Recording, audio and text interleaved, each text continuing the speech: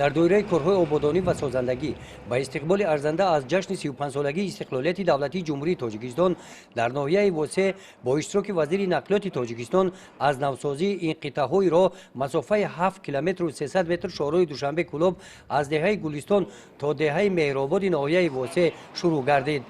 پیش از آغاز کارهای ساختمانی تاکید کرده شد که کارهای نوسازی را مطابق با استانداردهای جهانی در سطح بلند به اجرا رسانیده شود.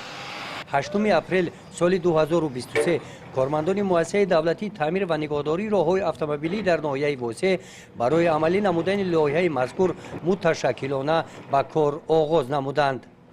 طبق سپارش دستورهای پیشروی معظم ملت جناب عالی محترم وزیر رحمان در مجلس حکومت جمهوری تاجیکستان باید روی بین المللی دوشنبه کلوب کلمه از کیلومتر 150 تا 157 300 در حدود ناحیه واسع از نوسازی کرده شود.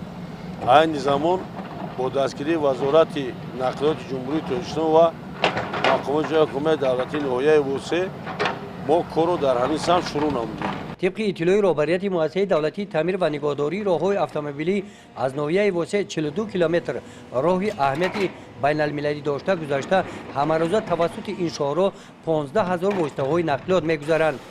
این قطعه شهرها در حالت ویرانه قرار داشته به نوسازی نیاز داشت.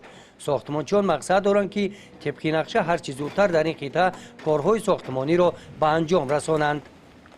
گزارش خواجه نظریف خدای نظر ظهوروف از ناحیه واسع برای برنامه اطلاعاتی نوید